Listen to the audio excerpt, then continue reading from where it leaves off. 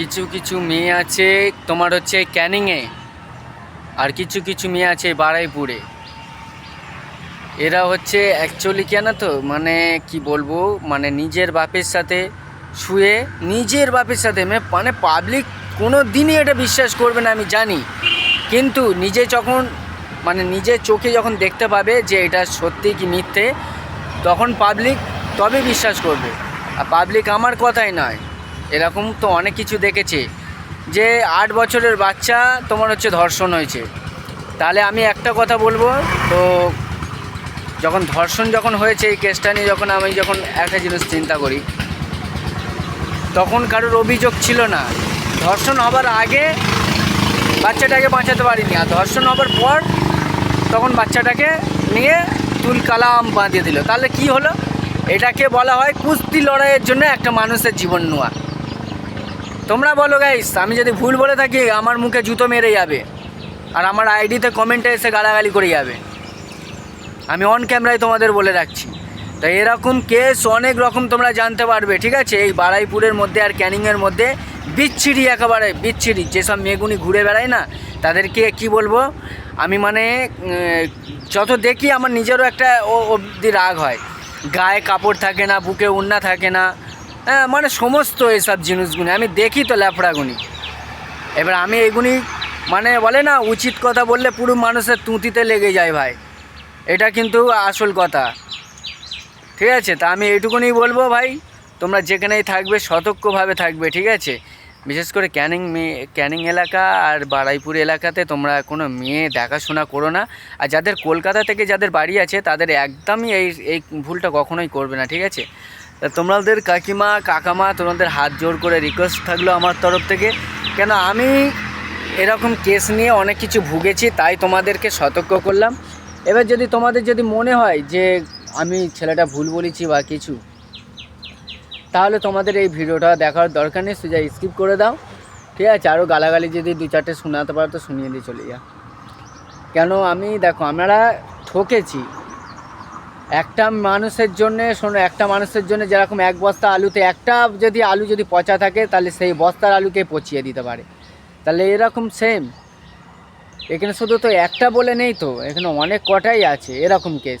নিজের বাপের সাথে মানে শুয়ে পেট করা মেয়ে, সেই সব মেয়েরা মানে ভালো ভালো ছেলেদের আইবুড়ো জীবনটাকে নষ্ট করে দিচ্ছে। তাহলে তোমরা বলো, আমরা এই গুণিতে অনকে আমরা যদি বলে যাব না আজকে, তাহলে সরকারও এখানে জানতে পারবে না যে এখানে কী পোঁত মারানো এখানে কেস চলছে। সরকার তো শুধু যখন খুন খারাপি হয়, যখন লাশ পড়ে থাকে, তখন এসে সরকার বিচার করে। যেমনটা আমি তখন বললাম যে একটা মানুষ রেপ হয়ে যাবার পর, ধর্ষণ হয়ে যাবার পর, তারপরে বাবাল চলছে ওখানে, এই করব, এই বলে হ্যান করব, ত্যান করব, কুত্তা কা মারেগা ফাঁসি। তা কিছুই কারোর কিছু বাল ছিঁড়ার কোনো ক্ষমতা নেই। যখন মানুষ রেপ হয়ে যাচ্ছে, মানে মার্ডার হয়ে যাচ্ছে, তারপরে এসব ঝামেলাগুলো চলছে। কিন্তু যখন রেপ হবার আগে, তখন কই মেয়েটাকে কেউ বাঁচাতে পারলো না, তো কোনো পাবলিক বাঁচাতে পারলো না, তো কোনো সরকার বাঁচাতে পারলো না। তাহলে বলো, আমার যদি কথাটা যদি ভুল থাকে, তাহলে আমাকে মেরে যাবে ভাই বন্ধুরা এসে। আমি অন ক্যামেরায় তোমাদেরকে জানিয়ে রাখছি, এইরকম দ্বিতীয় নেক্সট টাইম তোমরা ভুল করবে না। আর এটাই হচ্ছে আমার বলার, এটাই আমার উদ্দেশ্য, যে ক্যানিংয়ে আর হচ্ছে এই বেঁধবেড়িয়া, এই ক্যানিং চত্বরেই মোটামুটি তোমরা কখনোই কলকাতাতেই যাদের বাড়ি আছে না, যদি খুব ভালো ঘরেরই, যতই ভালো ঘরে ছেলে হোক ভাই, আর যতই জায়গা জমির যাই থাকুক না কেন, তোমরা তাদের যেন ফাঁদে যেন পা দিয়ে ফেলো না। তাহলে তোমাদের জীবনের হয়তো যে সুখী পাখি যেটা তোমাদের মেয়ে, সেই মেয়ের জীবনটাই তাহলে তোমরা হারিয়ে দেবে হয়তো, বিনা অপরাধে, বিনা দোষে। এটাই বলবো অন ক্যামেরাতে।